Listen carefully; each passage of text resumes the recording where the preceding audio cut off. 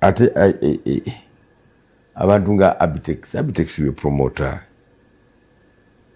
is a business manager. Tuyinza kudda ku mukutu ati n'ogamba nti neebaza nze siyinza kuba naye ningula abakuba. How can we stoop so low? Right now, blaming abantu to strip so low. Shojakola, they strip so low. Definitely. Is he the right person to... Him stooped so low to work with that woman because of money.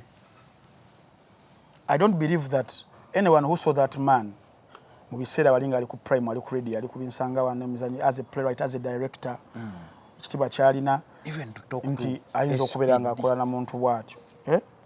But olaba naye stooping alo n'akola naye. He has no moral authority okubeera nga critiquing abantu abasanyufu nga Abitex.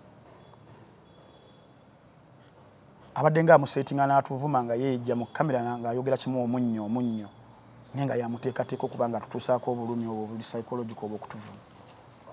So he has no moral authority whatsoever to talk about stripping law. Definitely. Because he's as low can be. I know.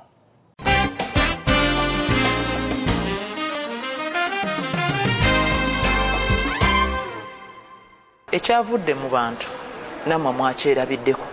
Public court ensalawo y'abantu ku full figure emulaga nti essaawa eno obudde alina kubumalira nnyo ku kwetereeza si kukulipira nameere oba omuntu omulala yenna kuba amazima ga Katonda mu ggulu mwalabye eggwanga ndowooza ekintu kyokka ekyali kigasa Abannayuganda bwe kityo gwali mupiira naye ku kukuba kwa full figure abantu bonna abalokola abakatoliki abasiraamu abato abakulu abakadde abavubuka abazungu abatali bazungu regions zonna mu ggwanga nga buli muntu agamba omuntu oyo abadde asusse kisinga okwasa ennaku nti tufunye reports nnyingi nti ate abantu babadde baloopa mu makooti ku poliisi nga baloopa omuntu ono nakanguubi full figure ne batafuna bwenkanya.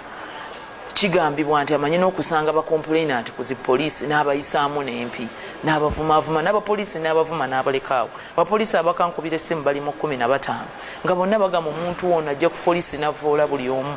Kakati kyova olaba nti abantu batafuna bwenkanya balabika abamu baatendewaliddwa okuze gwe yabadde avumye bamukubye yabadde yakanvuma ndowooza ggulo limu n'ampemola nnyo naawe mula Muzeeyi Ssempijja naawe mula omwami wange buli lwanvuma ate kukulumba Muzeeyi Ssempijja.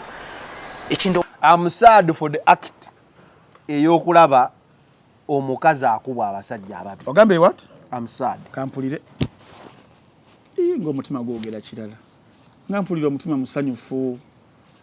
Bagamba Katonda akebera mutima guli eno wansi. Baga agugu no wano. Oh nga musanyufu. Enjogera y'abantu baga Katonda akebera mitima kangu kebere. Oh nga musanyufu. Lwaki toyogera omutima kye gugamba? Ngasuulira nakujoli nawadde nzijako katembo kati noze kubuulira okebedde omutima gwange nga musanyufu naye nga byoyogera olaga Katonda akebera mitima fena tuli basanyufu ng'eggwanga wallahi billahi taala era aboogera abo omukazi alina abaana just bagala just kulukinga sympathetic but deep inside all of them, because most of them have been the victims of that woman. Most of them. Omutima gwange togukebedde bulungi. Nze siri musanyufu. Omanya kama mulungi.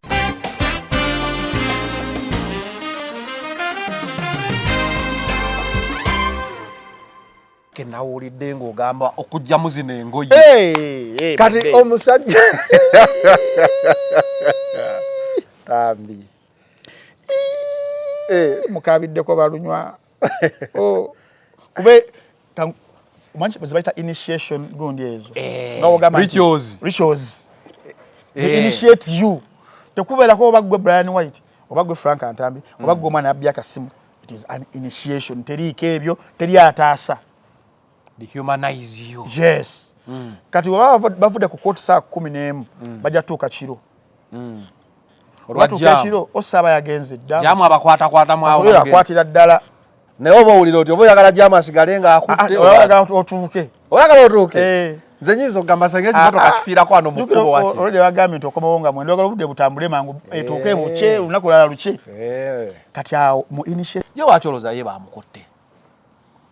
Wachi bamukutte balinga tebaba nga bali tebabakutte. Muzeyi ayagala kakasaako na muchezo. Awo manya nti one is not part of them. Okitegeera kubanga abalaba badenga protected. Gwokimanyi paka lunaku lwa leero. Scandal eri ey'amabaati ey'aba ministers. Ani aliyo?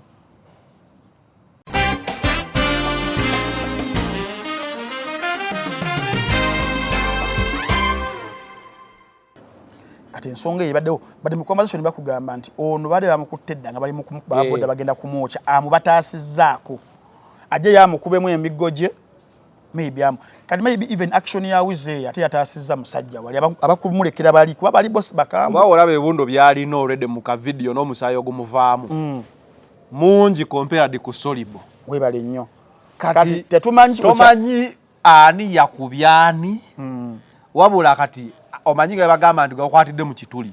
Polisi weeraba akatambi kano nga wizo akuba omuntu avaamu omusaayi.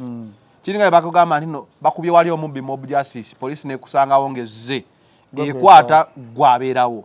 Tikati wizo nga brand eggulire limugirako atokyalinza omuntu amukubye. Kyokka ata mu mboozi tuwulira kutaasizza ababoda abadde bagenda kwocha. Sire zaaliyo storage yatandikidde. Kati omusango gutulemye okuwoza because tugamba naye polisi yegamba kimu tutwalira amateeka mu ngalo regardless yo kyegamba but if society olumu tulina engeri tugonjulamu abantu society n'engeri gyegonjulamu naddala abo so ne bannaffe nabo beddeko abo ababbi abatukola batya beddeko. Sorange Women Syrup eddagala erikakkanya obulumi mu nsonga z'abakyala oba ziyite cramps lisange mu pharmacies, drug shops oba supermarkets. Lino lyakakasibwa National Drug Authority. Muna Herbal Mouthwash wegendereza agabbe obutakuguza bikyupuli by'eddagala erigenda okukulaza n'okugyamu amannyo ng'eddagala ettuufu okugajjanjaba eryakakasibwa National Drug Authority weeriri mu pharmacy ne drug shops baliyita Muna Herbal Mouthwash era n'ewaka lyetusenyesa. Muna أعوذ بالله من الشيطان الرجيم بسم الله الرحمن الرحيم السلام عليكم ورحمة الله تعالى وبركاته nze Haji Yasin Kiza omusomi w'eddwa nkola ku misango bula ly'abaana gwa yalimu okuzaala abonaabona anoonyeza obufumbo n'obutambulamu emirundi gyonna akaabya obwavu atalina mulimu ebizibu eby'amaka eby'emmaali omukisa yagenda ebulaayo okukola toyina mirembe toyina mirimu nsangibwa lugalambu ku lw'ejjinja osobola okukuba ku nnamba ezo ali ewala osobola oyita ku WhatsApp namba zange ezo zolaba ku sikulini yo. Oludde ng'otawanyizibwa endwadde ogezezzaako wangi biganye kati kozesa obutonde kankwanjulire Biva Organic ekulemberwa Dr. Senjobe Richard omukugu mu kujjanjabisa eddagala ly'obutonde omuli emmere emiddo n'ebibala tujjanjaba endwadde nga pressure ebizimba mu nabaana fibroids okuzibikira mu basajja oba prostate gland enlargement endwadde z'abaana tukolera ne wake up call ku mwami omunafu atatambula lugendo luwanvu ayakozesako enkola ey'okwezannyikiriza nawe wagenza akula mu myaka n'ogenda ng'onafuwa okozesa obucupa 6 sisitimu neddawo. Ate era tulina ne immune boosters wamu ne body booster ayamba ku bantu abatono abagala okwongera ku mubiri n'endwadde endala nnyingi. Tusangibwa Mengo opposite ne Masengere Hamukasa Road. Awamu ne branches zaffe okwetoola eggwanga tukubire ku nnamba noti 752 6 noti 2 427 oba noti 773 454 5 noti 2. Biva Organic emmere eddagala. Focus 360 na final channel kooli nga bulijjo tubeerawo nga tuba updates ez'enjawulo okusinziira ku biki ebitambula mu ggwanga. Ndine Kawonawo Wine Frank Balokeza Kawonawo wache nawo Kawonawo wa bajita ki penitentiary we bachiyita prison break bachiyitanga batya yali state penitentiary eyo sije wabadde kuli kayo muganda wange sho tuzimisi zao naye abantu tuliko in focus with Frank Atambi soko babuzeko engeri jozeemu leero kadi za nupu zaweddeyo right kubanda wakabiri ke wasaze entambi kati kaba MP kabe MP nze yakasazoloza bakansala seba mukomera akoteka wayongeddemuko kamashini pulire komera baleeta luso na jirita jirita bambi jirita ne kamashini kabawa naye maama bakafunako babale bane nsanyuse nnyo okuddamu okubeerako wano nammwe abatuwuliriza abatulabidde ebbanga lya myaka tugenda myaka emeka tugenda kati mu 3 tugenda mu 3 banange mwebale nnyo tubadde very consistent nnyo kubanga tubawa information wabula nga mwe mutuzaamu amaanyi okubanga mutulaba okubanga mucommenting okubanga musharing okubanga mutuwa feedback wetusobezza ne mututereeza wetuwaawukanidde mu ndowooza namwe ne muleeta ezammwe awo bannange mbeeyanza ddala amannya Frank Ntambi Wayne Balkeza, the youngest East African professor, the juggernaut, the renegade, the encyclopedia, the connoisseur, the orange cat, now the ex-remandee. Ex-remandee yejaze gye wabaddemu ku Sunday Nation nalabye omujoozi ogwo ne ana mwana ono mu kuwagira Brazil naye yeekansa gwawa luzire FC souvenir luzire FC uniform yange nagisigaza souvenir wali namba ki nali 7044/25 7044/25 gubera omwaka KRP kitegeeza ki Kampala Remand Prison KRP esooka wali then 7044/25 nga yejazeeyo sirigyendabira obulamu bwange ye yasooka naye simanyi enjagaja gye wajaganyizako Sande bagambye onalayika tannakowa mijoozi kali gwe mulimu gwe tulimu ogulabaza nayo tubakwewunya n'enkyanga ngenze lwaki kasitobera nga ogenda kusigala nga oli ku mazima you expect esaawa yonna clashes ng'ezo okubanga zijjayo we kubanga abantu bangi nnyo mu bulamu bw'ensi tebaagalangako mazima kuvangayo kujja weegendereze abantu be bawaayiriza n'abantu be boogerako amazima waliwo abasinga obeera persecuted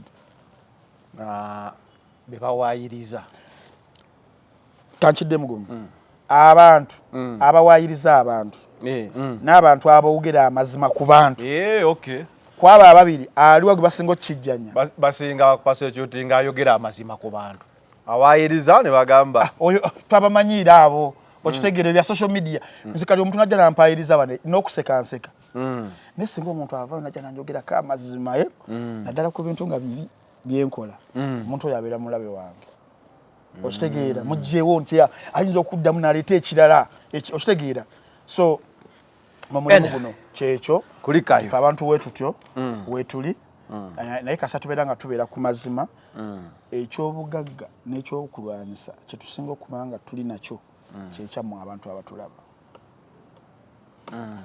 kasandiruzinga abantu okuba nga tebakyandaba nga byenjogera tebakyabiwa matu oba tebikyali mu substance awo ndimanya nti kakati nina okuswikinga nenkola ebirala kituufu nti they can hurt the body but never the soul eyo mindset gyoba olina okugenda nayo gyolina okuba nga olowoozaako mu kkomera they can hurt my body but they can never touch my soul eyo soul nkulu nnyo ekugumya kasobera nga soul ogiruzinze ekkomera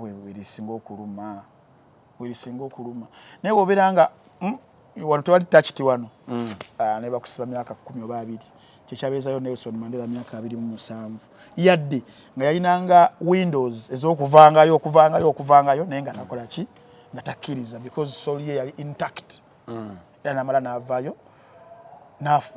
n'aggusa kyali ayagala okuggusa nga bulijjo muna Herbal Mouthwash kozesa gwe nalina obuzibu bw'amannyo naawe atanabufuna kozesa muno oyo enkozesa ogiraba mu background kakozese kakakisibwa National Drug Authority kasangibwa maduuka clinics pharmacies byonna byonna ku bbeeyi ensaamusaamu ate nga kadagala kalungi nnyo kakakisibwa National Drug Authority emadde kugamba kapakagingibwa bulungi it is portable so otambula nako naawe wali emitala w'amayanja bano bampunya akamwa ndira side emu manyo ganyenyera bibuno bivaamu musaayi monna ebyo byeyajja okufufutaza era mu kkomera nagambye ossi mulina okutandika okuleetanga muna wano tugenda okuddayo nga muna Solange women syrup omukyala afuna obulumi mu nnaku zo ez'ensonga menstrual pain bazita cramps entera owulira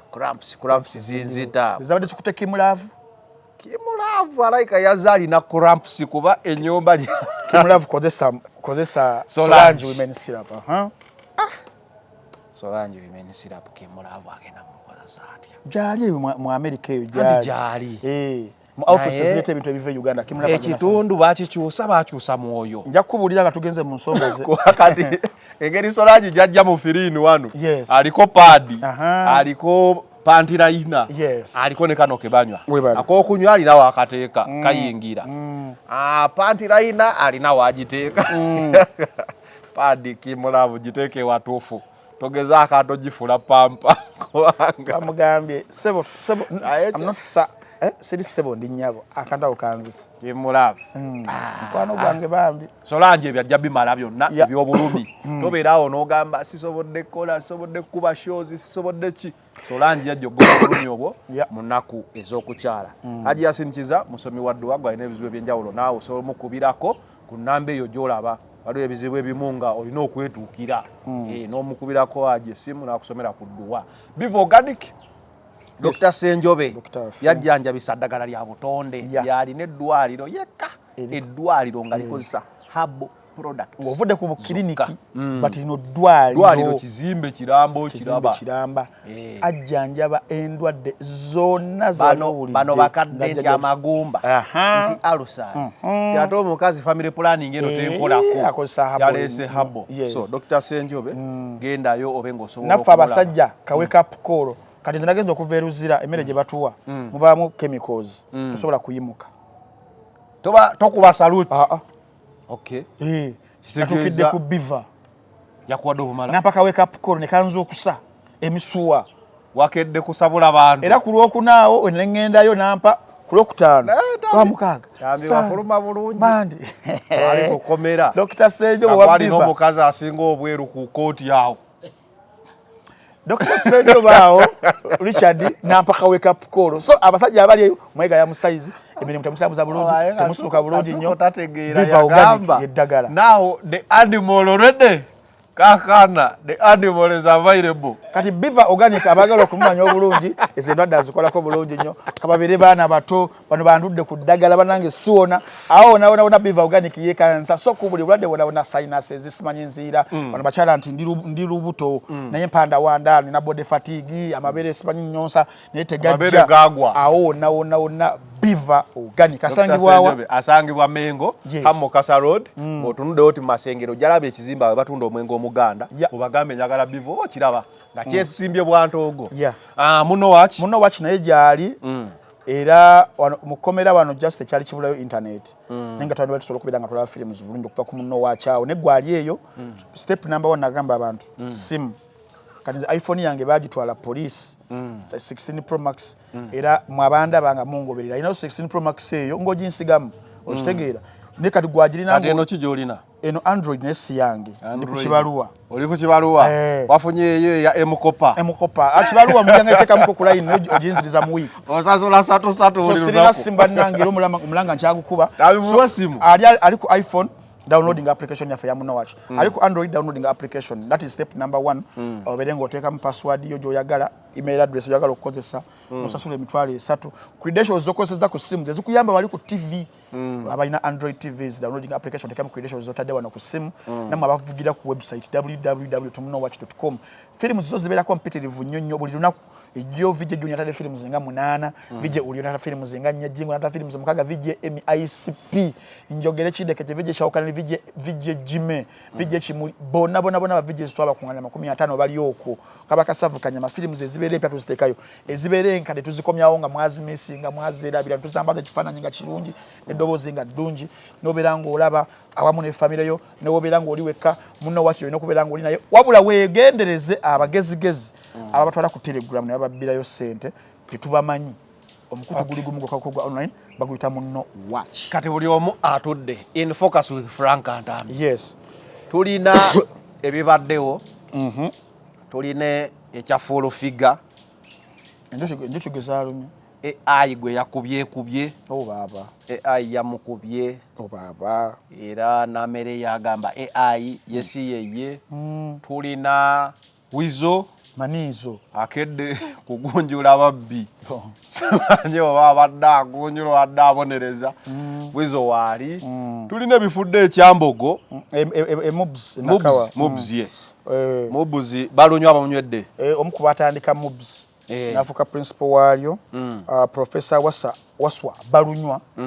abadde takyagenda mu court nga sendika ba lawyers lwa appearance olwaleero ne bamunywa nyamugamba ojuke obadde ogoberera ebibaddewo wiiki ewedde waliwo omuvuka muta Frank Atambija abadde eyo gyoba ogenda webakeyoko mpola mpola bamurimandinze eruzira Frank Atambija nali kati ngenda kukubuulira obulamu bwagenda okusanga eruzira agenda kusula luddawa biki ebimutuusizaawo emisango egimuvunaanwa na is he being witch hunted oba ddala nti whip etandise okubeera nga ekwata kuba corrupt officials nkuleetere kuzimu ku ghost scandals ezibaddewo ettaano ez'amaanyi mu Uganda lwaki eyo no yeerumye ebyo in focus wano ne Frank Antambi naye mukubuulire entandika teriyoko VIP nalabako olumu poliisi ng'erina obuyumba bwezimbo bwaba VIP yali prison Mwami Johnson gagamba tusiba abantu abamu ne bava nati ne baba bakama baffe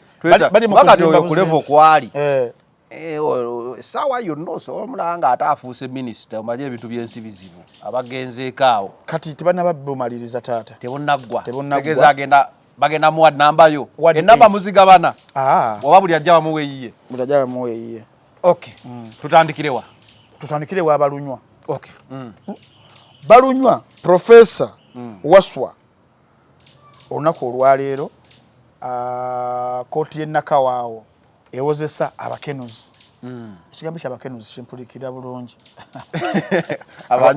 abakenuzi emusindise eruzira oludda oluwaabire prosecution egamba nti omukulu ono ng'akyali mu buvunaanyizibwa bwe obw'okubeera nga ye principal wa Makerere University mobs ya abusing office wakati wa February ne April 2023 we yali kurutinga abantu basatu n'abawa obwa administrative assistants wabula nga tebalina bisaanyizo oba academic qualifications we batyo nibafiiriza sente empitirivu ennyo nnyini ddala so bwatyo n'abeera nga atwalibwayo naye ali wano atulaba era atuwuliriza waliwo ekyadde kigenda mu maaso mu ggwanga Uganda the system is so broken okimanyi bulungi nnyo mu bimu tubeeseza okubeera broken kyekya corruption ne embezzlement of officials abo abali mu bifo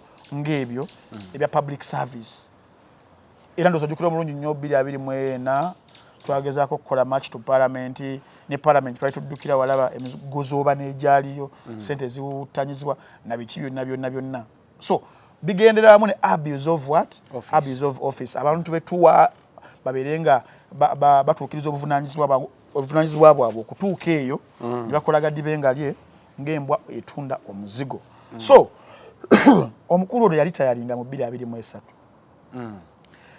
naye alitayalinga emisango gimaze okubanga because between February paka April awe bagambira nti no yakola ki we yali kurutingira wamala okurutinga that year mwenyine era mwali tayalingira so president w'eggwanga alitayalinga atuusiza egi oba avera first alitayalinga atya kuba why do you recruit when you are going to retire very soon anti bagenda tibaba tebayamba gwe bayamba the office jobeera mugwe n'obeera ovuddewo naye kati mukurikurutinga wano ali kurutinga abantu abatalina biki abatalina bisaanyizo kati president Museveni yagamba nti wabaddewo okufiirizibwa because waliwo report eya auditor general mbalirizi w'ebitabo bya gavumenti mu 2023 yawandiika alipoota yali egamba nti ulira wano 10 there were over 10,000 suspected ghost workers across government agencies. Abantu abasukka omutwalo ogumu nga tebaliyo bampewo ghost workers including ulira deceased abafa retired abawumula or absent employees abali they never report for duty oba basuulawo emirimu ne bagenda drawing to shillings 53 billion nga basasulwa omusaala okugenda mu 53 billion mu buwumbi 5 mu government agencies ezo era mu bitongole ebyanokolebwayo ebifiiriza Uganda billions eza 5.3 mwe muli bino wammanga Uganda Civil Aviation Authority ekitongole ekyennyonyi waliko Entebbe airport ya Makerere University Business School Mubuzi yewali omukulu kati Mbozi kwe tuli Uganda Police Force Police eri na ghost police men Entebbe Referral Hospital eddwaliro ly'Entebbe and Kyambogo University ne Kyambogo University be bavaamu omutwalo ogwo gwonna webale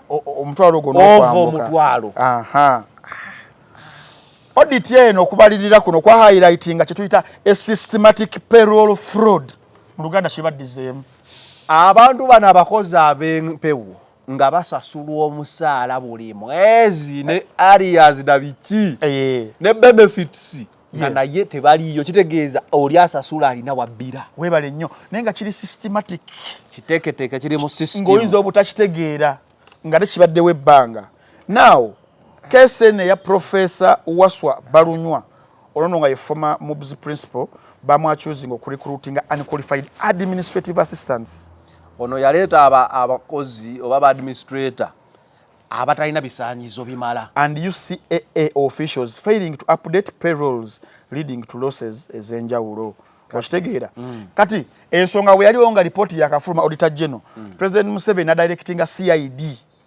that is the Criminal Investigations Directorate police kibuli webale nnyo to investigate and arrest implicated officials President Museveni n'agamba banoonyeze mu bankwatire era by August guno gwe tuvaamu 2025 mwezi guno gwa 12 senior officials from 6 agencies zinakusomedde were arrested with more suspects being pursued mulimu abali bagumaziza embiro nga baddusa bakakwatako 12 abalala bakyabanoonya ministry yenyini esasula eya public service ne initiating kibayita payroll validation exercises ministry neddamu abantu nga olaba ndagamuntu zowoozi validating bajjemu abaafa bajjeyo abataliyo nga bakugamba appear in person webale nnyo era in February 2025 5,000 ghost workers were identified for removal in February 2025 yes 5,000 ghost workers were identified for removal 15,000 abakozi ab'empewo 15,000 babazuula mu public service nge enoonyeza kitegeeza nti auditor general's report ye yagamba more than 10,000 kati bana public service ne bagala okuactingirawo olwa president nga amaze okukolola ne CID eberenga ekola bali mu okwetereza because it is systematic sobola okukisanga nga ne mu public service yenyini gyekikola kijja kirukibwa bawandulako nga ono gamba nti omubbi asuulako ku bupapula mugira mulondako awo ab'ettaano era ne batuuka ne bagamba ffe mu kunoonyerezwa kaffe konna 15 abantu bajjeemu so uyakirini basuulawo ng'omubbi wasuulawokko poliisi egira ekwatakwata kwaba 15,000 kati mu bano mwalimu wa suspects okwali omukyala amanyiddwa nga Jennifer Okaka ne Jacqueline Namaganda abo nga bakolanga baani era bano bali be bamu ku ba officials mu zimu ku agencies ez'omukaaga era bano bo basindikibwa ono agenda basangayo obusanzi agenda basangayo obusanzi era investigations zikyagenda mu maaso kakati ngenda kugenderamu eri mu bireetedde omukulu obuzibu wabula ngenda kuzzayo kemabega nti we tuba twogera ku ghost workers scandal nga yeresa obuzibu omulundi guno nagala nkubulireko ku scandals ezibaddewo 5 ezaba ghost workers twebuuze investigations weziba zakolebwa zakomawa za implicating abantu batwali kukuwa answer lwaki balunywa bamunywedde lwaki balunywa bamunywedde erinnya kisoboka okuba nga lyavuddeko obuzibu balunywa bamunywedde erinnya lisobola oviirako awo obuzibu omuntu bamutuuma lutalo tava mu ntalo 26 kankujjukizeemu waliwo ghost workers scandal yaliwo netufiriza 1.79 billion 26 ekigambo ghost nsooka kukiwulira mu ghost soldiers sirika sirikire wanda lisiwulirangako ghost gwe weesirikire 26 Auditor General's report ya fuluma bili mukaga negamba ne revealing anti mu Ministry of Public Service mwenyini kugambye bino bitandikireyo bidukirweyo kwa ibasasula bali abasesemye 15,000 zebasudde kuka nti ya losing 1.794 billion to ghost workers, primarily non-existent teachers in central and local government payroll. Abasomesa kino kyali kubasomesa abampewo abali basasula public service aba government nga tebaliyo webali. An internal ministerial commission ya finding negamba nti 6,000 ghost workers with non-existent teachers being the primary culprits. Asomesa kakaga nga tebaliyo nga bali bampewo. Oyo abantu akakaaga kitegeeza bafuna omusaala bafuna benefits zonna ziva mu government naye nga zitwala nzo bomu babasatu abantu bana bali ku computer abanyiga ebintu kati ku kyamukulu balunywa yatuuka abiri mukaga bakwata biri mukaga commission bagiteekawo era yali mu Sebuliba Mutumba mujuka Sebuliba Mutumba muddu awulira yali MP wa I think one of the Kawempes no, if I'm not mistaken, he was. Yes. Na directing ministry of tracking no arresting abali involved. Ne wuliriza resolution yaliki. Investigations ne zibeerawo mu Ministry of Finance ya Public Service. Ne ya promising okucharging aba culprits abali mu mbeera ezo. Wabula tewali gwe bakwata tewali. Bili mukaga ba ghost teachers Ministry of Public Service yo ne finance kubase ebintu ebyo biba systematic webali obawa code obawa ufananyo obutaliyo obawa accounts mu banka mweziraga ani azijja kwate baziteeka yo mbuzivundireyo wali wazijjayo afota 2012 tuddamu era report nefuluma Auditor General na realizing anti kwolwo 7,600 ghost workers omweyo report totandise na kakaga ati omutindo negukula guze kukasanvu kati kasanvu lukaga negukula mu 2012 bano no ne fraud ne including anti wali kyali kyaba ghost pensioners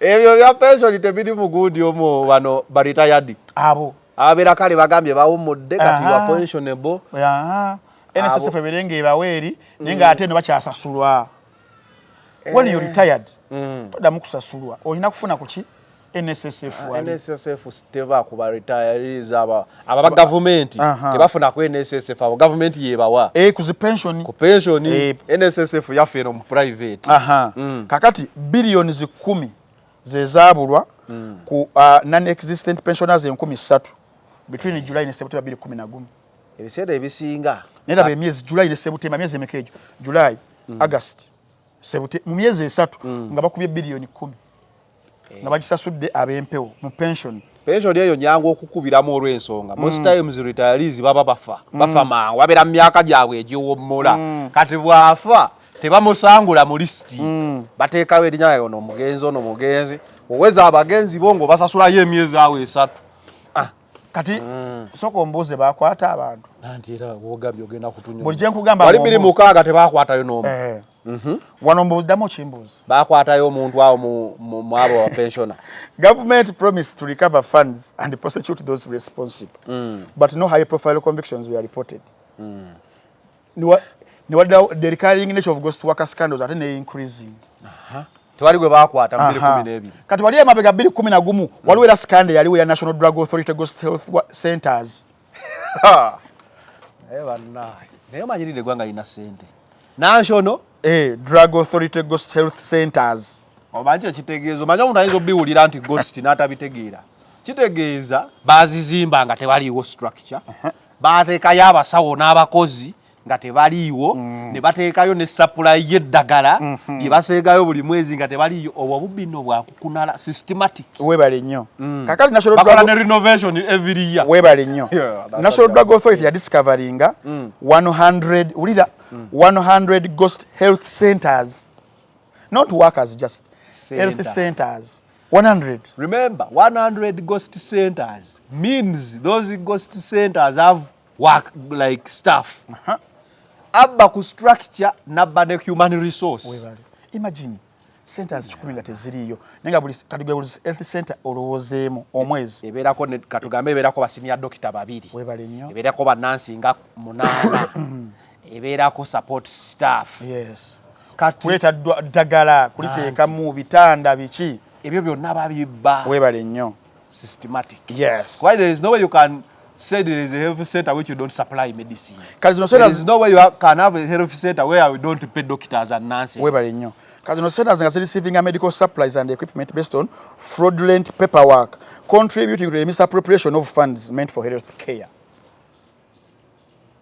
boy nga basaplying ebintu byata supplies kitegeeza abali eki medical drug ki NDA National Drug Authority kati awo bebali babba bagula eddagala ne bagamba baliguze lingi nnyo lya supplying nga teririyo tulivuze tulitutteyo transportation nga tebiriyo kati awujjukira webera NDA awo omanya Minister of Health weri ne Minister of Finance yo Minister of Finance talina bbulamu kuba sente ziva waayo kitegeeza NDA eba ne Minister of Health kubojja mugamba nteerayo abasawo webale nnyo nteerayokko kino tukolera report buli mwezi ndibayitaaga eddagala weriti yes era mweyo scandal millions 12 eza dola mu emitwalo 7 eza donor fund ezali ziva mu office of the Prime Minister for the Northern Uganda's recovery entambi zize zabula bamasiba matayi muli babbi mpa ku mwana abba akasimu naye gwe omanyi system neyingira mu system nga buli mwezi government esasula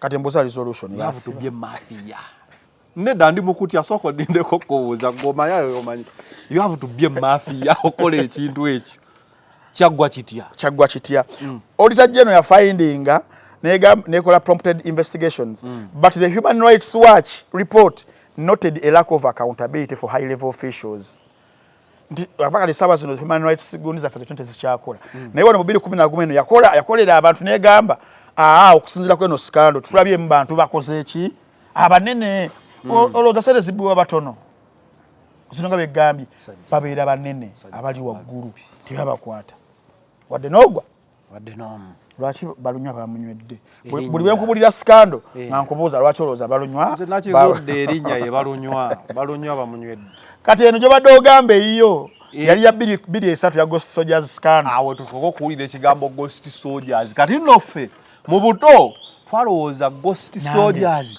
gy'emizimu egikuba emundu nange nga ndowooza negamba Uganda sebe inamoko ku amajaga emizimu kati nseshi era konge ewedde rwanda ewedde nga wendowooza nange wenasoko naye waddayo obuto bulungi wenawulira ekigambo Ghost Soldiers newooza waliyo baraks y'emisambwa n'empewo emizimu egikuba jukira ebyo biseera nga tulaba bu Ghost Busters Ghost Soldiers ngamba ya kumbe mbaze kukula n'embitegeera Ghost kyekitegeeza weba kati nowulira the 2003 Ghost Soldiers scandal involved inflated military unit numbers kibaddiremu bayongeze namba y'abasirikale webale nnyo particularly in northern Uganda during the war against the Lord's Resistance Army ku lutalo lwa Kony bayongeze namba y'abasirikale costing an estimated wuliriza wano ngena nakaba amaziga nawe awuliriza wali twetogera billions 10 twetogera millions za dola 12 mweno scandal eya Ghost Soldiers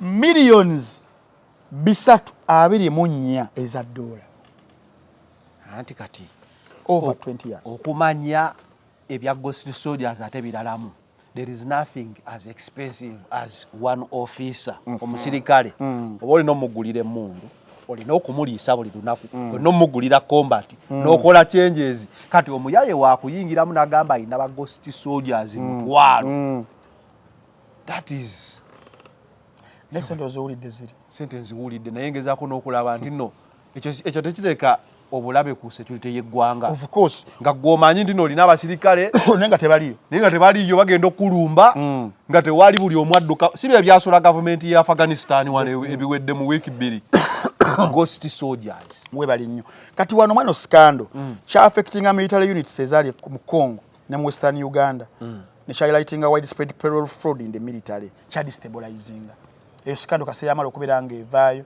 nga sente zifiiriddwa bwezito obututimbe n'obututimbe kati mbuze ekibuuzo kyange bakwataani resolution yali bweti investigations were launched but no prominent convictions were reported tewali ge bakwata sawe bagamba nti at least ba reporting togera kuza high profile kati nga ogamba banywedde balunywa w'amaanyi abadde principal wa MUBS for 26 years. Sawe bagambira nti no musikando zino they don't get the big fish. Webale nnyo bakwatamu abo bakwata mbo kakyere webale nnyo balunywa abadde kakyere ne balunywa nga abadde big fish balunywa big fish balunywa abadde big fish sigamba ashibaga big fish big as yali kuki ashibaga bangamba mulalu ali eyo Masaka akuba mayinja mulalu waliwo yampereza ka video naye enkaleka ate kali kiriya bulungi nti ashibaga yagwe ddalu bajja muno ali eyo Masaka ashibaga katodde big fish. Why? So musajja omwami oyo ye akwatiddwa olunaku so tuba tuli mbazimbira background twebuuze lwaki olwaleero sikando ya banki ni yakagwa Franka ya Bank of Uganda. There was a scandal there also. Kale eno yebadde yaba ghost workers tubadde ku buli tubadde manyi tukwa highlight ya scandals tubadde ku bya ghost workers ebyatwazizo ono era balunywa ku gimu ku byamukyajinze kwabadde ko 2 accounts of abuse of office for the irregular recruitment of unqualified administrative assistants which are allegedly caused financial loss to the government okitegeera then the neglect of duty nayo charge ebaddeko olwo omukyala gwenagamba Jacqueline Namaganda yali acting human resource director ku MUBS okitegeera yakwatibwa naye kitegeeza noono naye era wabanga yali principal bombi duty babeera bagikoze eki babeera bagineglectinze and then also forgery and uttering false documents nawo gubaddeko omusango okuleeta ebikyupuli ebyokunasa MUBS wavaayo bate ebyokunasa babireeta nti bebana abasatu bo batuukiriza ebisaanyizo byabwe tulina okuba nga tubawo emirimu uliraneko civil aviation nede wali ebya NASA University ekole yes then embezzlement and failure to execute duties as an accounting office ate munayeba bya bikyupuli oba bitegeera oba tobitegeera you just appear in person so chief magistrate awe nakaya mukyala Rachel Nakyazi n'ayishinga criminal summons eri balunywa nga August 21 naye teyapiaringa n'asindika baloyazi be nyene yamugamba nti tojja kuguma Zambiro na appearing olwaleo nyamukwata mu June 2024 nakawa court chief magistrate era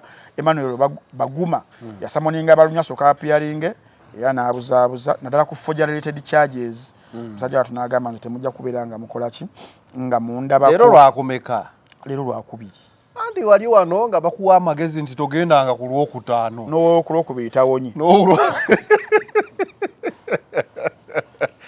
Lunaku government yekwagala kebe Sunday teriyo magezi nti tojja lwakutaano tojja lwa Monday gwe kasita government ebekwagala genda bugenzi so musajja wattu bambi bwato naye kubisinga okumujjukirwako wakati akyali mulamu kumujjukirwako obulungi ennyo musajja badde muivu ebyaddala ddala mu bintu by'okubalirira ebyo ebya Commerce yafuna university yasomera Dili nakola Bachelor of Commerce that was 79 81 yana adda Dili nakola masters era India eyo then nafuna PhD juzi wano 2009 mu entrepreneurship naye mu bukozi bwe yatandika okukola paka wafunye omulimu wano ogwa MUBS wano I think yali 1997 nayolese ekitone kye yafuna mu kusoma mukubalirira kuba omuntu seba abala ebintu by'abagosti ababala you have no room for error kuba any slight error and even forgetting a single number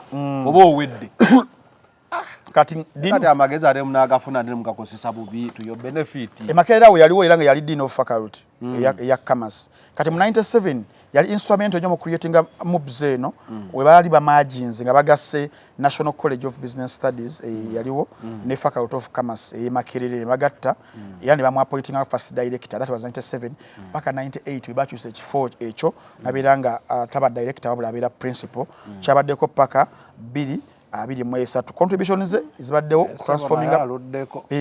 transforming MUBS by 1997 MUBS yalina ba students 150 150 bali 20,000 students one of the disadvantages okulwa mu office you begin to develop ebintu system yonna abagwa designinga checks and balances zonna ozizibikira. That is why omuntu alina kulwawo beyond 10 years. Katonda abadde mu 26 years okitegeera oba osuubira ki omuntu talina kulwawo nnyo bannaye gavumenti eyige nti ebifo ebimu tolwamu nnyo myaka 10 gimala omulala ayingirewo so that the checks and balances. You are an idealist wano mu Africa naddala Uganda sebo muganda wange omuntu katana kubanga afiira mu ntebe era ono singa abaite bamaze okukola gundi eyo nga age limit kati bagikutte ngamba ono balunywa singa maybe CID wakati amaze kujega manti tandika okubanga enoonyereza maybe singa achali prince singa tanayita yalinga naye omuntu kasitasusse emyaka 10 mu kifo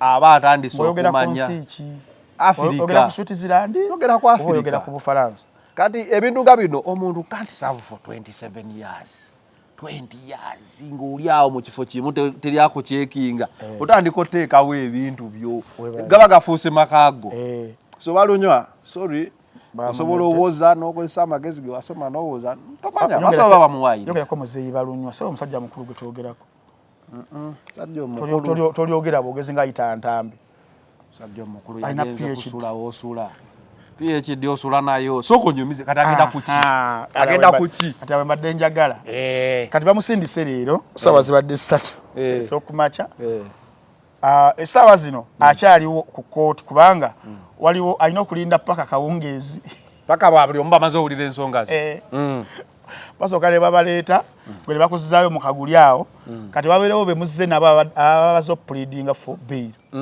nga muli nabo mu kaguli awo saawa 7 bayitayo 3 bayitayo 4 paka kawungeezi saawa 11 baseetokote saawa eno nga bakugambye genda mu kaguli pressure zitandika olinnyo tuyana sukali n'otuyana zinengalo ne zijjamu amazzi tuyanirira okwe okitegeera kakati kyalina okubeera nga akola essaawa zino kwamukona ku nkalu kyemanya zirina ne famire yewe eri musajja wattu nabamwagaliza bayambi bakoze eki sente zalina ozifuna akawungeeza azuwe omukuumi aliwa omukuumi asooka abakuumirawo ku kooti abeera avudde ku prison oyo amwekwata ennyo azimuwandiise nti miliyoni 2 okitegeera miliyoni ezo 2 watuuka mu kooti amini watuuka eruzira kuba kati bamulimandize Kampala remand yagenze aba yakafuluma kooti basi awagenda azikire iminge badde mbaziwandiike for verification mukatabo waliwe nawandiikako nga nzo okulaba waliwo akayumba akalya alako kalala ako kafa abagenyi wano bibera bya lujja babazze ebbali abawaddeko ku sente bati baba bangi abantu nga 6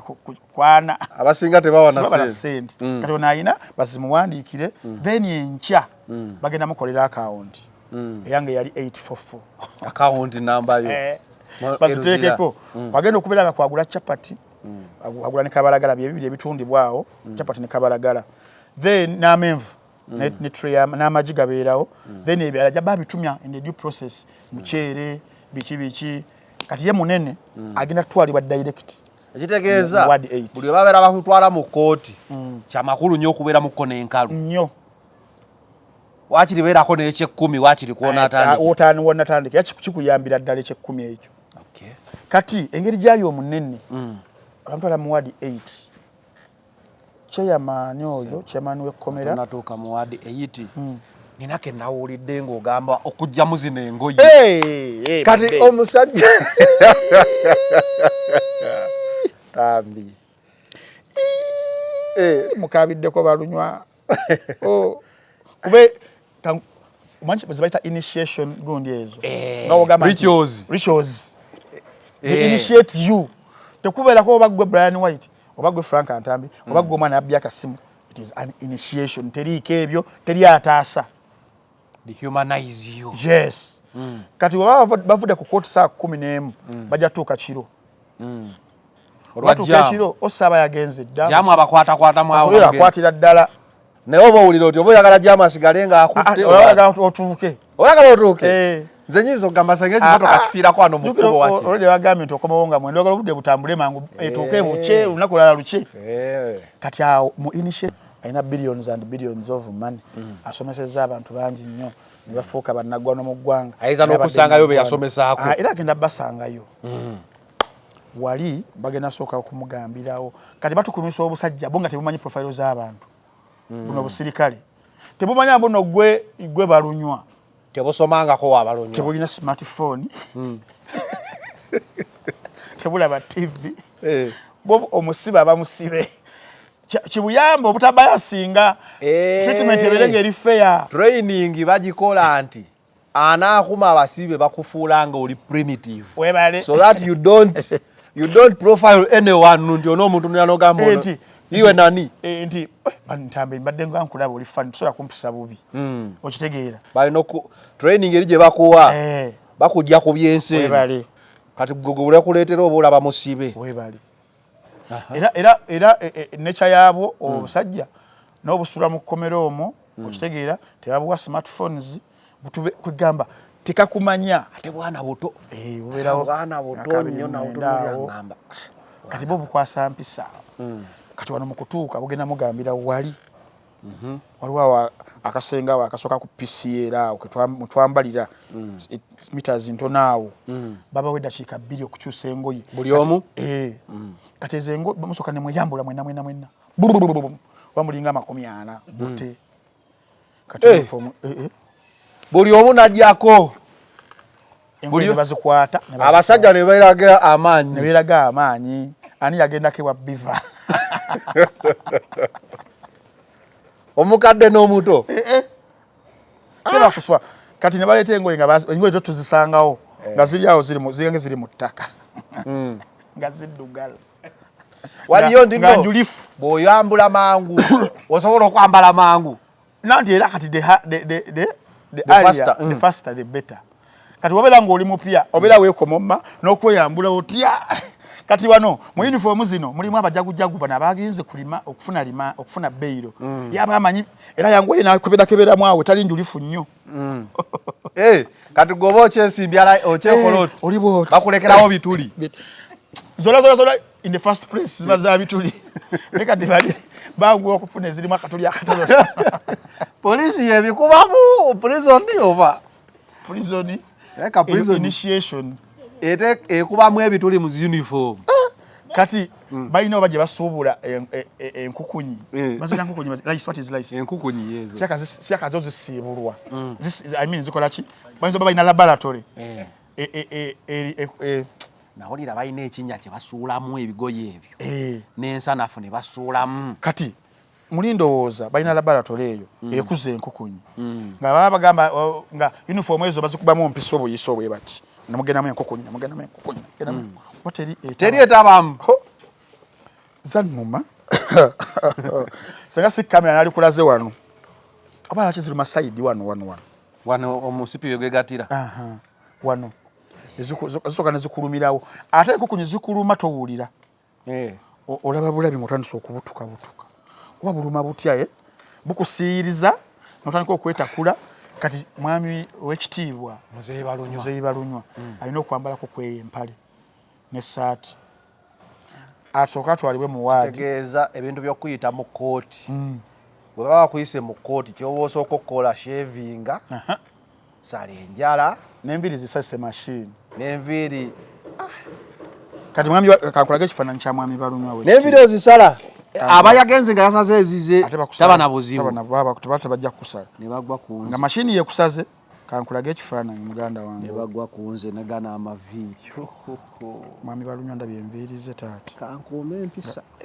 nowooza okuuma kanyampisa obusibe buggwa maama Katonda kankulage embeera manyi batugamba we all don't have to experience the same, we can learn from others. Lubuno wayingidde kooti kati zino jirita naye musajja mukulu bajja musoka kati nnyo eri ovanga nawe kati kankulimeze ekyenyi okuleeta ekiwalaata mu kati tabadde public figure nga nti face ye ina face value mutiisa amaaso nga musajja mukulu kati wuliriza mukama wange wotuuka eri kati ontalina face value nga ogamba nti bakamiliyoni buli omwe amumanyi oba bobi oba bebe kati bano administrators bano abeera mu offices ezo bano ba criminals tebabamanya bambi juka tebasoma tamumanyi kati yagera mu tweetinga ngo omuntu abbye ettaka ku kyalo ababazeyize abagezigezi aleeterewo ejjirita muzeeyi tulina okukumwa tubadde n'abasajja bali myaka 7 abazeeyi nyowe 7 bakyamusibira ki oli omwami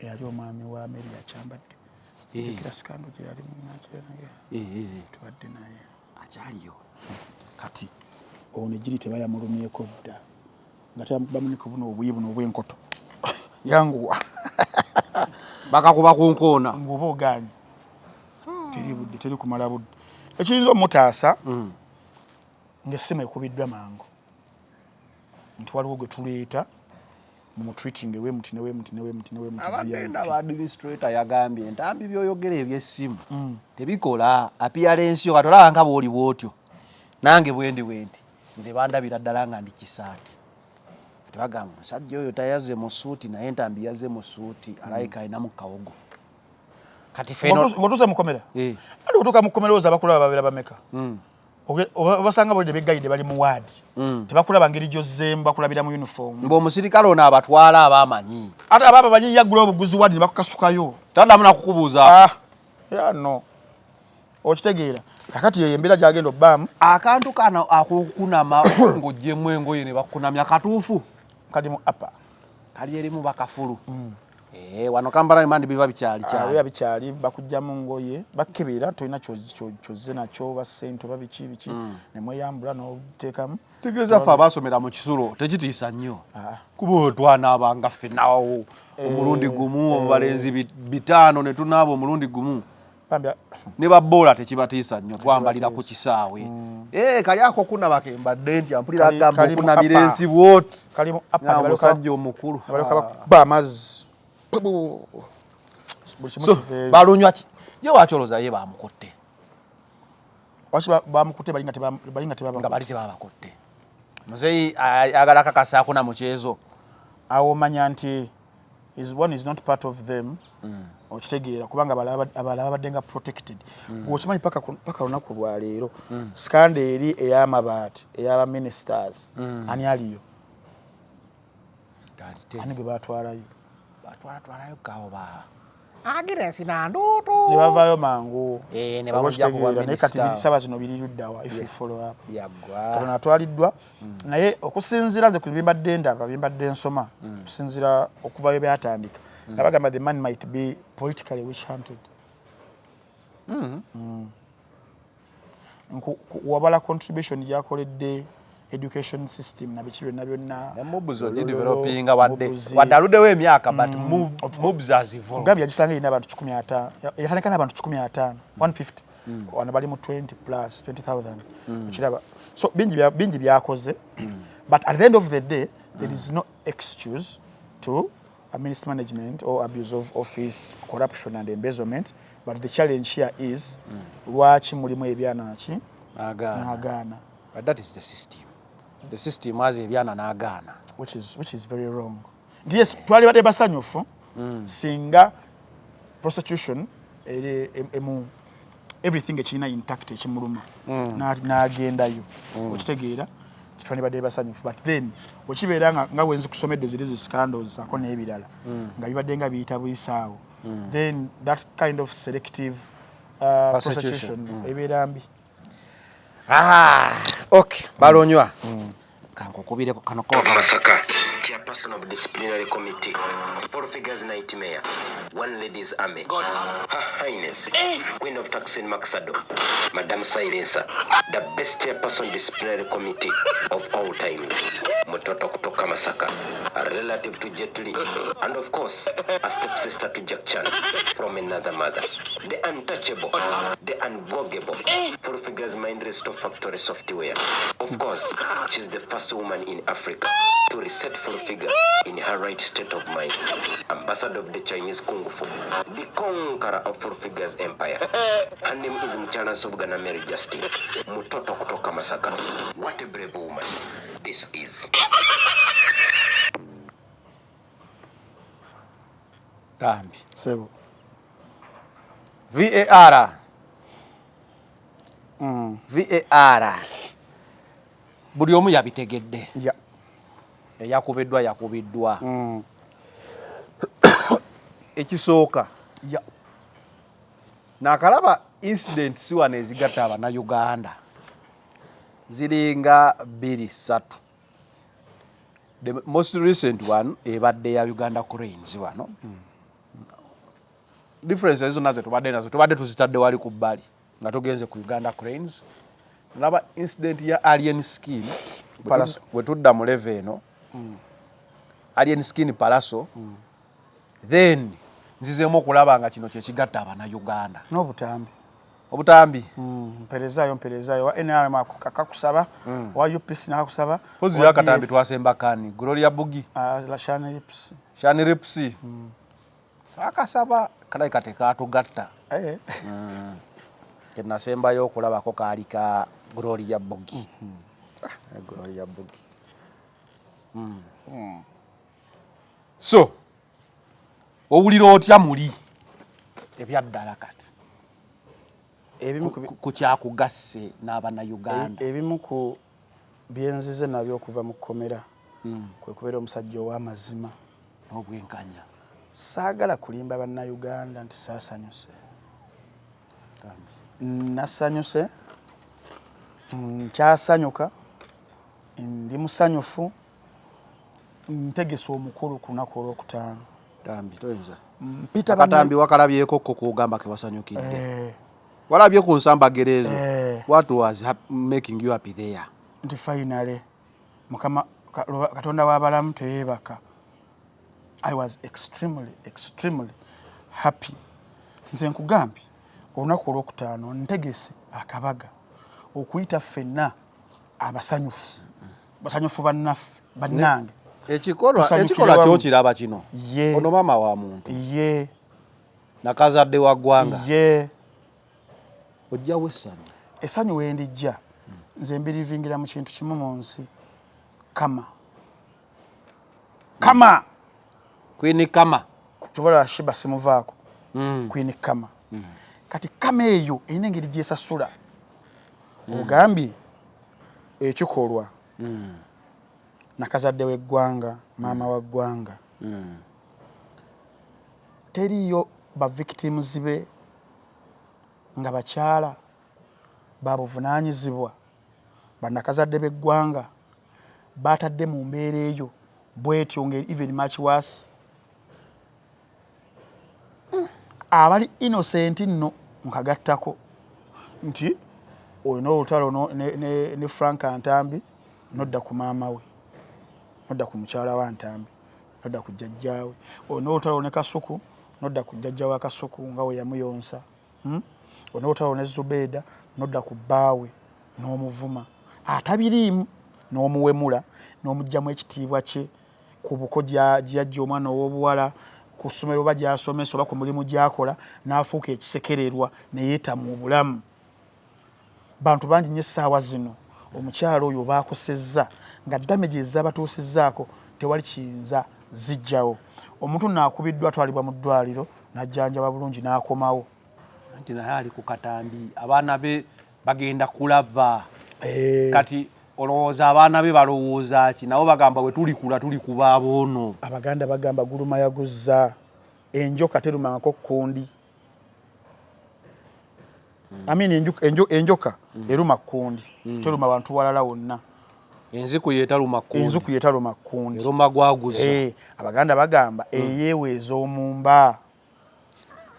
Abaganda bagamba akali amaggwa. Abaganda bagamba obogoba musajja munno. Abaganda bageresa. I'm torn between not knowing what to do. I don't know whether I should be happy or sad. I'm sad for the act eyokulaba omukazi akubwa abasajja ababi. Ogambe what? I'm sad. Kampulire. Ng'omutima gwogera kirala. Ngampulire omutima musanyufu. Bagamba Katonda akebera mutima guli eno wansi. Guguno wano. Nga musanyufu. Enjogera y'abantu baga Katonda akebera mitima akangu kebere.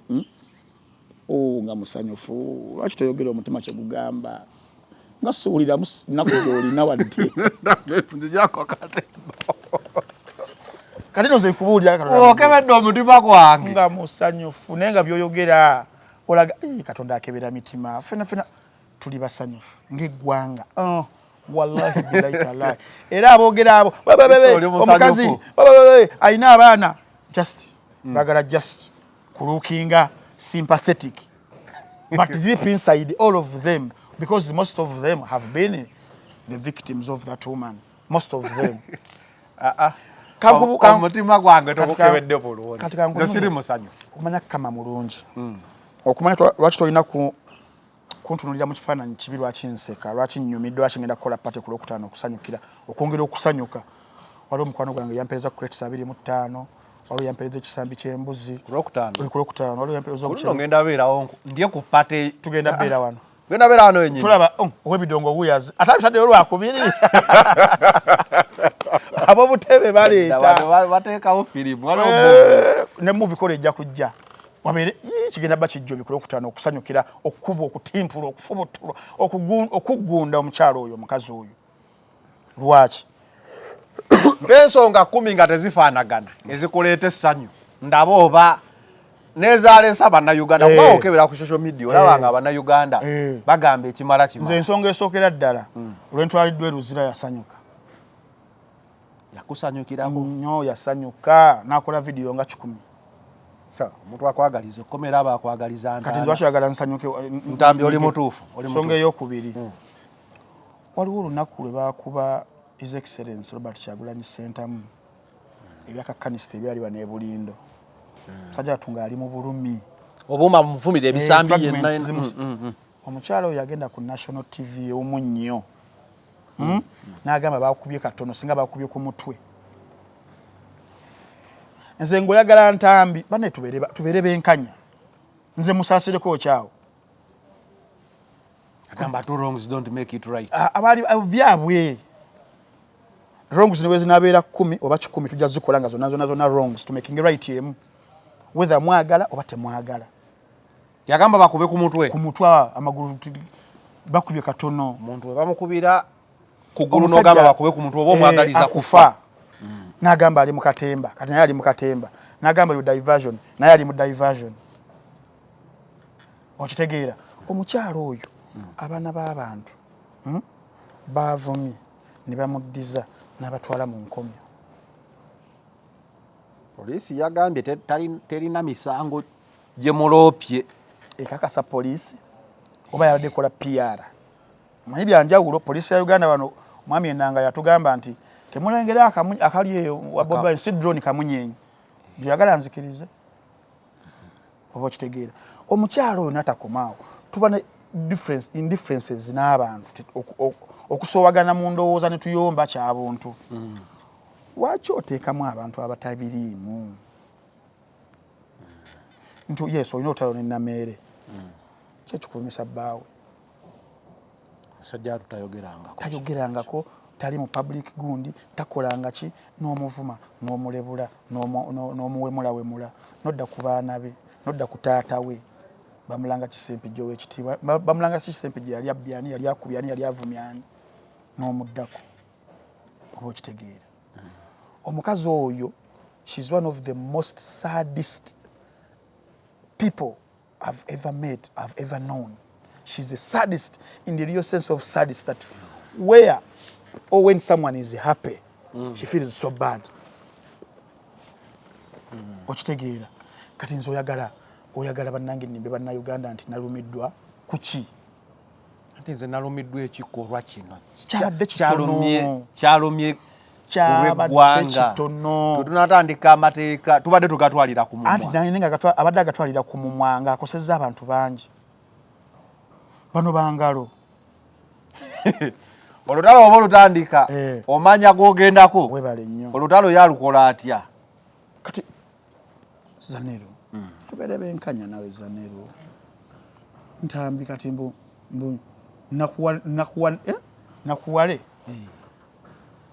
nze waba maama wange n'omukola bwo ate nze nkugambye abaakubye kabuzeemu kasukaali n'abantu bagamba bano abakubi tebamanyi kyenkugamba nabadde mpulira yabadde junior ng'agamba yamusuubiza naye okumukuula amanyi abyogedde ku bantu byonna byonna kati nga wabeerawo abagamba mukola byo celebrating ebyo nga babigambye oba okitegeera tuddayo ku maximum law of equity. He who comes into equity gagamba yasobola n'okwesiba board kasita azuula nti Bobi Wine anaatera ofuuka president. Yes. Bakiri n'afa naye. Gwali eyatulaba gwagamba nti ambyokola by'okusanyuka. Omukyala nga akola statements bweziti zibeera consumed ensi yonna. Tikati fa abasomako tugamba two wrongs don't make it right. Musome babatikira batikira PhDs masters naye ffe abagoberera nature ya kama tugamba kama yasavinze bulungi. Kama. Yes. Alisa munne ekitala. Naye alifa kitala. Kale nno Namere yavuddeyo n'abyewakana. Ekyavudde mu bantu namwe mwakyerabiddeko. Public court ensalawo y'abantu ku full figure emulaga nti essaawa eno obudde alina kubumalira nnyo ku kwetereeza si kukulipira Namere oba omuntu omulala yenna. Kuba amazima ga Katonda muggulu mwalabye eggwanga ndowooza ekintu kyokka ekyali kigasa Abannayuganda bwe kityo gwali mupiira. Naye ku kukuba kwa full figure abantu bonna abalokola abakatoliki abasiraamu abato abakulu abakadde abavubuka abazungu abatali bazungu balabye ku bazungu nga basanyuka. Ndakuwa video. Kisinga okwasa ennaku nti tufunye reports nnyingi nti ate abantu babadde baloopa mu makooti ku poliisi nga baloopa omuntu ono Nakanguubi full figure tebatufuna bwenkanya. Kigambibwa nti amanyi n'okusanga bakomplainant ku zi poliisi n'abayisaamu n'empi n'abavumaavuma n'abapoliisi n'abavuma n'abalekaawo. Abapoliisi abakankubira essimu bali mu 15 nga bonna bagamba omuntu ono ajja ku poliisi n'avoola buli omu. Kakati ky'ova olaba nti abantu batafuna bwenkanya balabika abamu baatendewaliddwa okuze gwe yabadde avumye. Bamukubye yabadde yakanvuma ndowooza ggulo limu nampemula nnyo naawe mula Muzeeyi Ssempijja naawe mula omwami wange buli lwanvuma ate kukulumba Muzeeyi Ssempijja. Ekindowoozesa nti muwendule alabika aliko bannabyabufuzi abamuwendula nti bw'okwata layini ekuba Namere ne taata we oba okendeeza ku masannyalaze gaabwe naye tali gakendeeza era talina kyayinza gakwatako kuba ffe ate tuzimbye amannya mu kukola na buweereza. Muzeeyi Ssempijja ye musajja ndowooza atafunangako olukuubagano yadde. Then wano it is how we got my voice and used AI with whoever assisted her to plaster my voice into that video. I shall not be cowed by a public bully, a public nuisance called Full Figure. She has made so many people break down with pain. She has driven families into depression. She has outdone herself. Police, I challenge you. The public is crying out to you. Give us an update on the cases against Full Figure. Have a compounded approach to this issue. Call all the files from all the districts, from all the police stations that have been opened up against Full Figure. Look at them as a joinder. Namere So that you can assist. agamba there is nothing that places Saturday scene of crime. Eddoboozi lye lyabadde liteereddwamu buteebwa AI. N'ebino byonna bya AI. Ye tannamukubako wadde gwe yabadde asembyeyo vuma. VAR egamba etya? Namere zezo olaba Uganda wano opportunities ntono nnyo ku bantu abasomye olumu ne tubeera mu bino betubeera mu biki by'okuyiiya obulamu naye olumu ebibala by'okusoma bye bino Namere kyaliko essaawa zino being smart. How? Omukazi oyo afuntulwa ku Lwokutaano. Ssaawa ziba ziwera 2:00 batukubira essimu. Bamufuntula Lwakutaano. Batukubira essimu nali ne Shalom yanchuddamu. Twali tugenda kushora Dax Vibes. Twasooka kuyitirawo waliwo akabala tunywamu awo mangu tusinazinamu awo mangu okucelebratinga. Ntubasaba video. That Friday I was with you in the morning. Who were he? Yes. Twali tulina ku show. Kati ntubasaba video tugisaasaanya ensi yonna n'ebweru waayo ne batagituwa. Nga muwulidde. Nga twagala tusharingeko Abannayuganda basanyukeko nga bayingira weekend. Video etwakola ki? Okusinzira ku muntu yatukubira twambuza video mulina obujulizi kubase tugamba tetugenda genda ku social media kuwa mawulire ago nga tetulina ki bujulizi tulina bujulizi neffe nga ffe nga mutegedde atubulire tumwesiga fika tusanyukemu ebyaffe reason lwaki video etebwa lwa mukaaga kiro Nennamere lwaki ayogera bwati nga wali mukubanga ayogera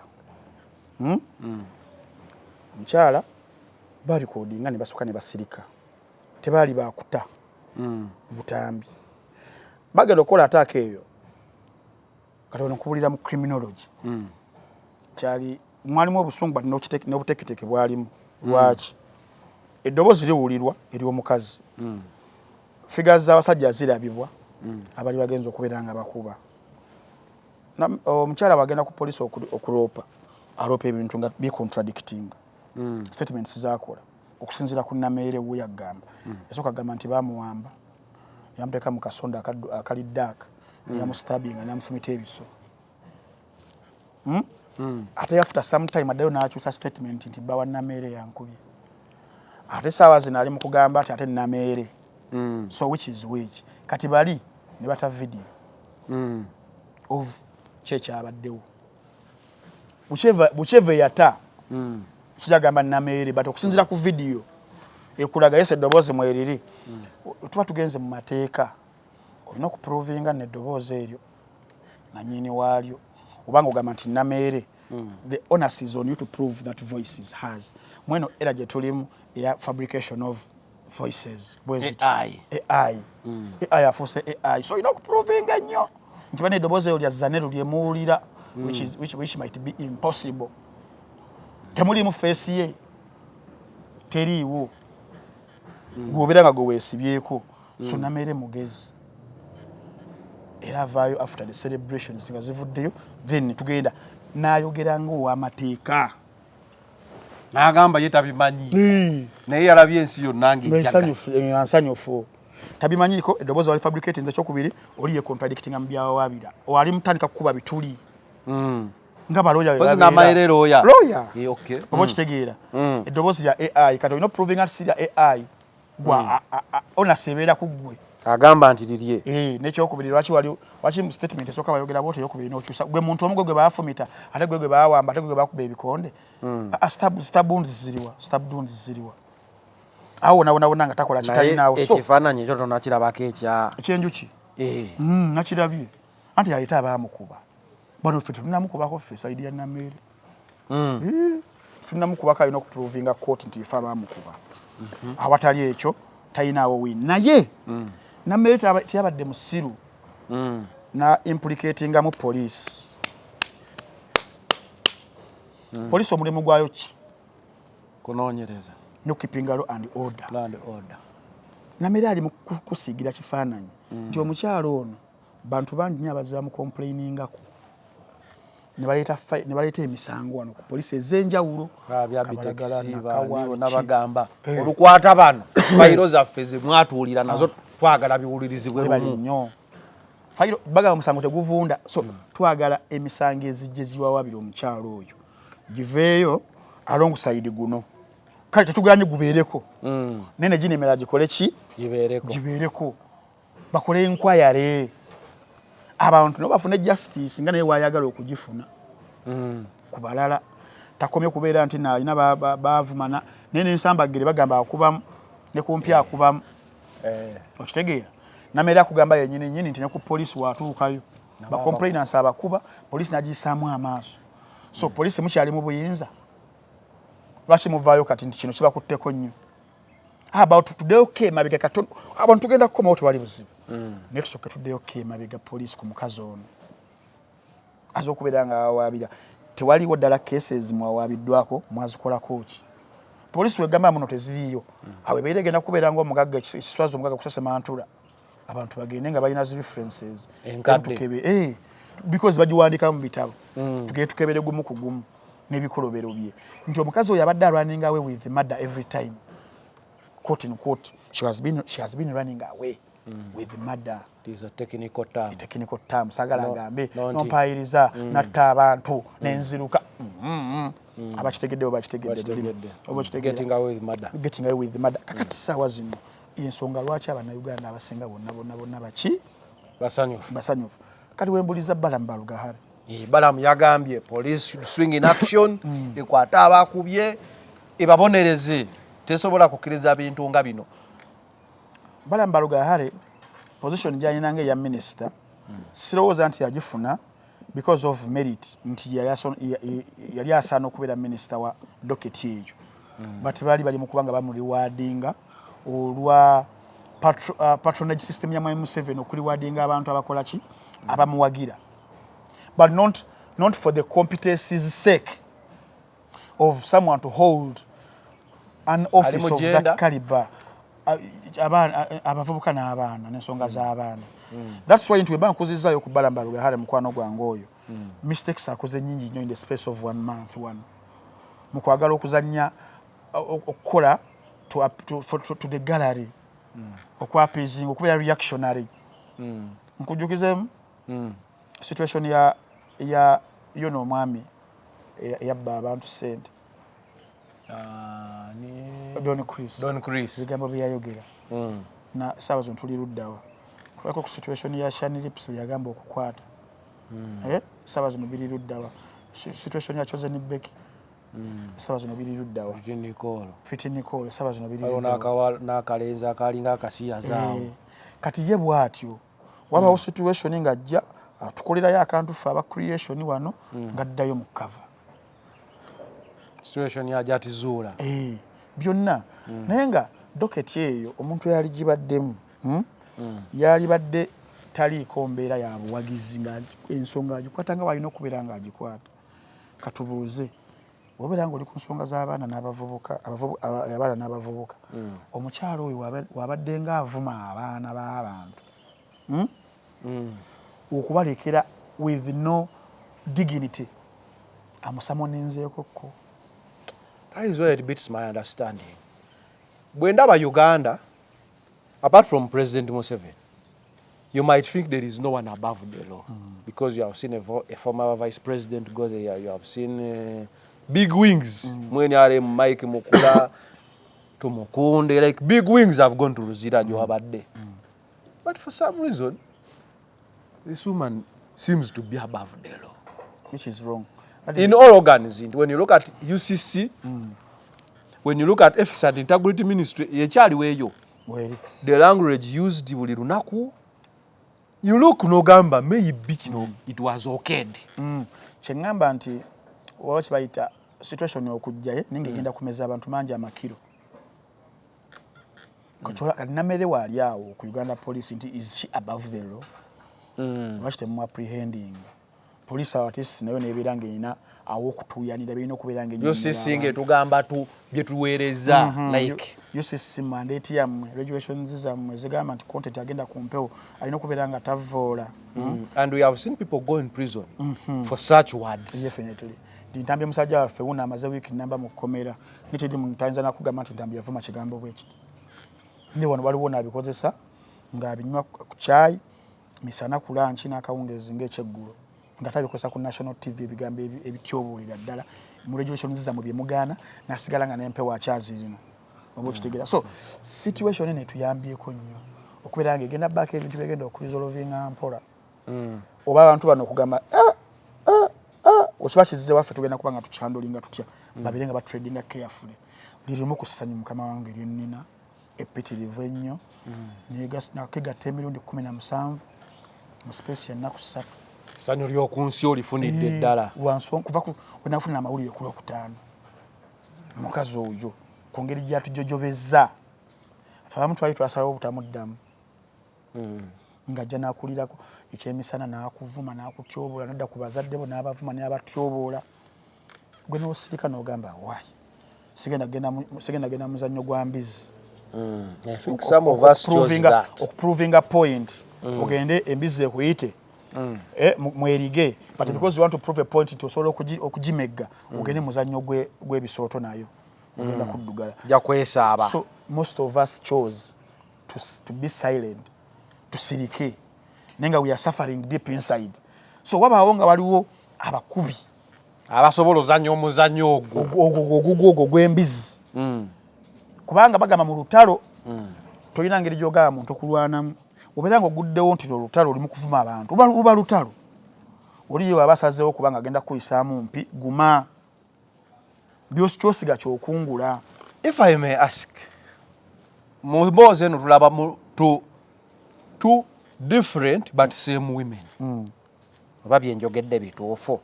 Nti omutunzi atunga zino, atunga ene ya white na atunga ne bino bijini. Naye omutunzi y'omu. Namere herself naye si mwangu. Nono si mwangu. Kati kabikuse in all ways. Momomwa ne mu buyinza. They seem to be equals in emirimu ne babossi baabo. Do you see it going down the line to the law? Kati mu ntalo zetwakaba nazo oluddo lwaguddwawo teruliggwa paka ngoma kubayingidde kaboli. Teruliggwa. Kati gwe njagala nkujjukiza olutalo lwa Namere ne Farida. Ndi Farida badde yali silent. Yalwananga. Nengo omukazi akuba omukazi paka mu total submission paka Farida weyetonda. Lwaki nga kyali alwanira yakimanyi Farida yamutekako ekigambo ekitali kituufu.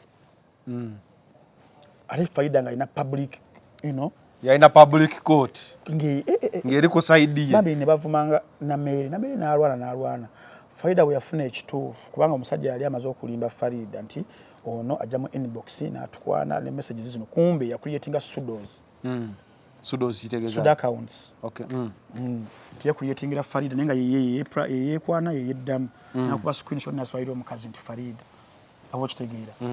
Omukazi oyo nti Namere rather. Namere n'alwana omukyala n'afuna amazima era akakalona mugulu yali consilinga naye mu buntu nagaya nsonyiwa I had got it wrong. Namere waba ku kituufu paka kufa kubanga olutalo myaka 7 years. She's a fighter. Okitegeera nti Namere njawulo gyalina ku oyo gw'ogambye. Namere ayina ingredients 2 onayinemu.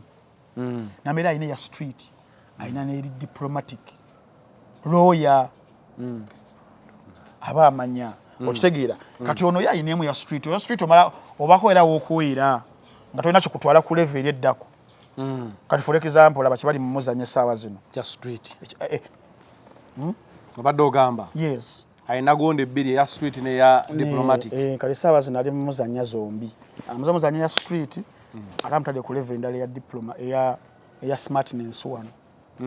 Okitegeera akati awo kikigenda okuggwera kuba kati ono ayinza okugamba nti ayina abanene naye abanene omanyi roles za mirundi 2 mu banene nti ono atumwa kukola date work ne kati ono yali mu line of even kati sawa zino si aspirant wa kubeera MP yawungula n'akamyufu ate abeera influential nyeri party olwo yono banja basobola okujiwa ne bajja executing anatasobola kuvuma nalina abanene my brother oli alina abanene kuva mu musaayi mweguli ne role jagenda she's now a career politician. Naye ono n'abanene balina abamu bamwekuumirako awo one because batya nti agenda kubavuma not because nti bamwagala. Bya mirundi 2 ebyo. Olabeko ng'omulalu azzeewako omulalu nga kyonna ky'olina osobola okukimuwa agende aleme kukola kati y'omukyalo oyo eyo gyali taliyo munno mugezi nti bamwetaaga nnyo bati bagamba leta katubeerebeere wano aleme ojuka gye bamujja eri yonna biki tibamuleeta wano omuti muganzi nti oba biki bati bamuleeta for a role ya date work which anyone can play. Babadde babalina abayitirivu awo budget weereyo abo abakisobola oba osobola okuvuma nga bakuwandiisa mouth for hire kapande. Anyone can do that but what how many can do the role of not anyone. But anyway ngosasulwa the thing is banja abali mukalibayi but banja abaliwo abakola ekyo mouth for hire bakati baweze just nti ono mujagu nti agenda mu offices zenjawulo kiki kinabiranga naye bali abantu given the same resources ono bato kyamweta wawo tunulako neno waliyo mukyalo omulala naye mukasusi bulungi webale nnyo dangerous substitute webale nnyo kati ono just ekimukeeping saawo kugamba why twagala kituwoganire not because ketuluzi nzo eddibu lyani agenda okulijjuza not that kati awulabira nti nno guno muzanyo nga we guli alina okulwana ennyo afune win ku Nameere kwa yawandiise Facebook wagirabye my brother mbagenda mu mateeka mbo simanyi otidde lwaki obibulira public twerinde mu court ano ne wanagenda mu court ne banamuremandinga what is that? We've all been there. Me have been there. And I think Nameere has been there before. Definitely. Njukira naye si mwangu nnyo mu bintu ng'ebyo. Ebe kati bitwana stretch credibility abamu. Okitegeera kati okyatisa omuntu mu court naye nga gweno njuki zikuluma mu maguzimbe gulinyanga gwambizi. Okitegeera amaaso gagizi bagakubye n'ono omutwala mu court n'abeerayo oba ku remand week eno weeks 2 fenga bannayuganda still tuli basanyufu ekigenda kuvaawo. Yes.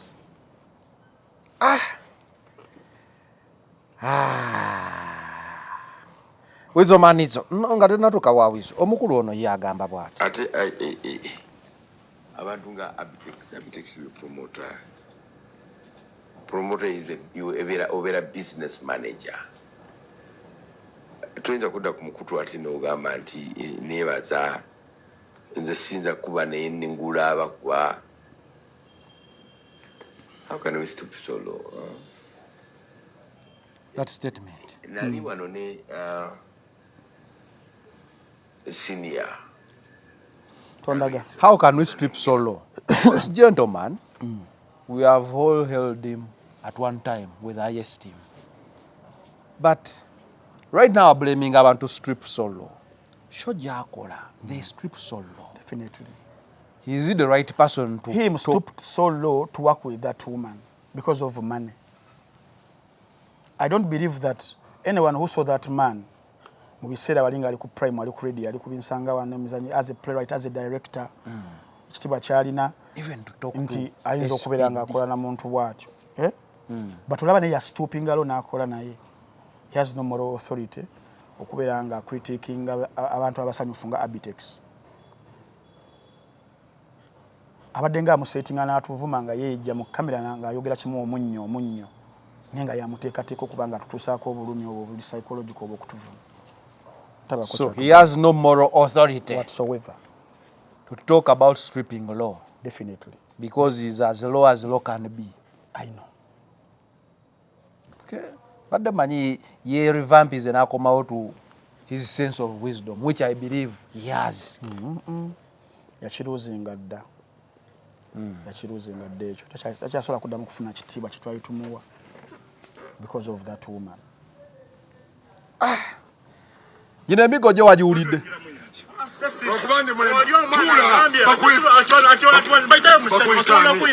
Bakuyitani yogera.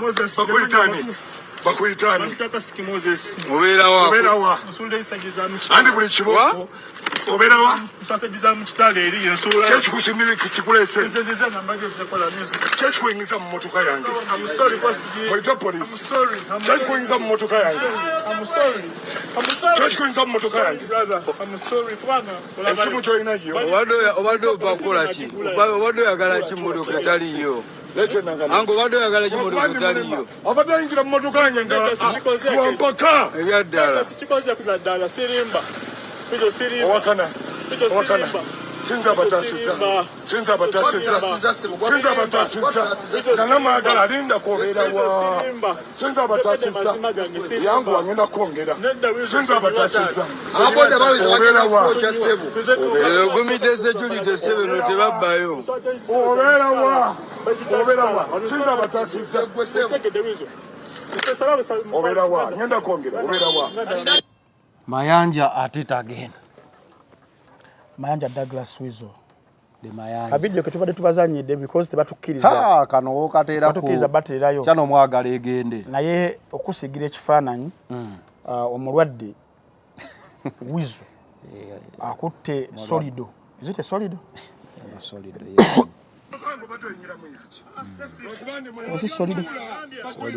Solido. Omusajja ali mu kukuba emigga emiyitirivu ennyo disciplining omutwe. Omwami ali wansi alabikibwa okubeera nga yabadde akubiddwa dda already. Ebigambo ebiri mu ku exchangingibwa nti omwami ono abadde ali mu mmotoka ya Wizo ayagala kubba so bamukutte lubona ndowooza ekisooka we are in tough times, hard times between okuwolereza ebikola webityo vis-a-vis abantu abo ebintu bibatuusa ku bantu ntudde nammwe wanene enkovu yange ogiraba kifeesi bankuba and they left me for dead just Samsung bali S2 kati abantu abo nga bakwatiddwa wali nga badde baddukanya bakwata owabayisa obubi sina kindi okubookya kati kyekyo tubeeramu abantu bano balumiza abantu tebakoma kukubba bakuba olumu batta nenga baba bagetinga away every time with that nenga ebagamba nti ennaku z'omubbi zibana 40 bamala ne bakwata Wizo Manizo y'omu ku bantu bemmanyi bendirinzeeko nabo abasajja abakakkamu ennyo kinneewonyesa ku Wizo on any other day musajja mukakkamu n'ebigambo talina but amawulire gonna agavayo ewa Wizo gaba violent why nto omuntu omukakkamu olwabeeranyiza ebeera nsonga kati ensonga ebaddewo but mu conversation bakugamba nti ono bade bamukutte dda nga bali mu kumubaboda bagenda kumwocha amubataasizzaako ajje yamukubemu emiggo gye maybe kati maybe even action ya Wizo ate yataasizza musajja wali abakumulekera bali kuba bali boss bakamu olaba ebundo byalina already mu ka video n'omusaayi ogumuvaamu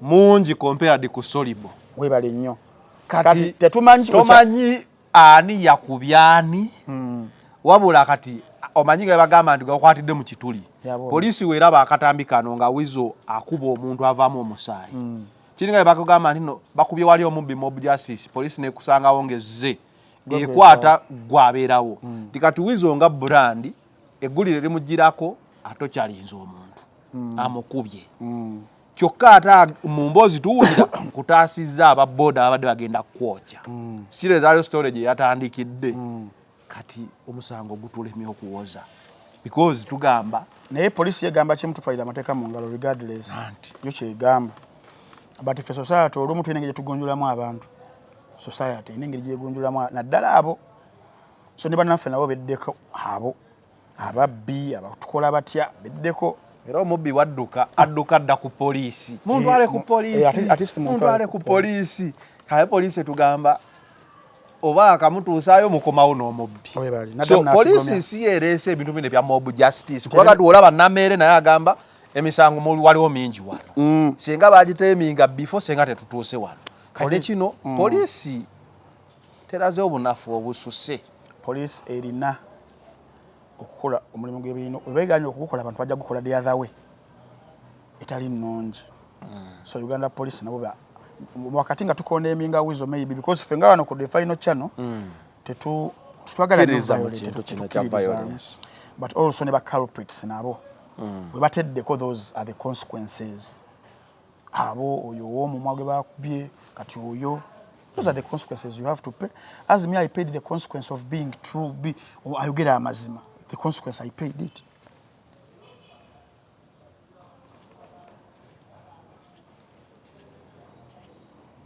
Frank tetukoze ekimalo olunaku olwaleero wali akasigadde akasigadde just kujukiza abantu kubakama bange musindikire ku kifaananyi kya muzeeyi oyo gwe basindise Ruzira Namere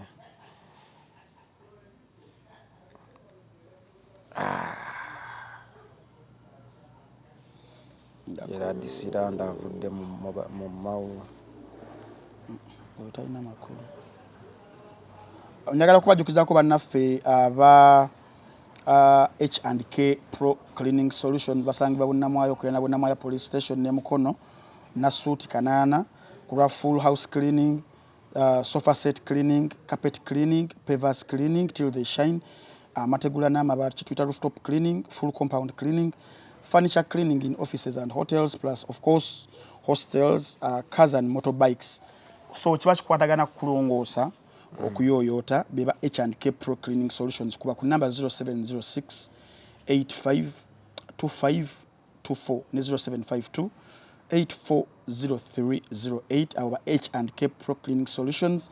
Manot Heaven Airbnb ekyaliwo wali enaalya bagamba nti kulwa unique architecture and design, nice view, security, ample parking space, 2 bedrooms, fridge, smart screen, Wi-Fi, modified sofa set, washing machine, comfortable beds and beddings, AC.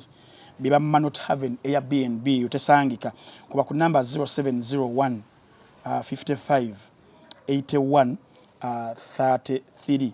Nandi bannanga abalala banneyunzeko olunaku olwajjo babayita aba Smart Access. Smart Access bano nga bakola fresh frozen matoke from Uganda nabira nga baga deliveringa paka ku doorstep yo kuba naffe abali mu ggwanga erya Canada bagamba welcome to Smart Success Business or experiencing a taste of East Africa in Canada.